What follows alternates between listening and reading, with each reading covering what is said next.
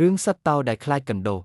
មានតោមួយក្បាលឈ្មោះលេអូជាតោដែលមានមាឌធំនិងមានកម្លាំងខ្លាំងប៉ុន្តែវាមានរឿងសម្ងាត់មួយដែលគ្មានអ្នកណាដឹងគឺវាខ្លាចសត្វកណ្ដូលខ្លាំងណាស់ថ្ងៃមួយពេលកំពុងដេកលក់យ៉ាងស្រួលស្រាប់តែមានកូនកណ្ដូលមួយក្បាលរត់កាត់មុខវាលេអូភ្ញាក់ពីដេកទាំងភ័យញ័រត្រើតរួចស្រែកហៅមិត្តភក្តិរបស់វាគឺសត្វស្វាអើយ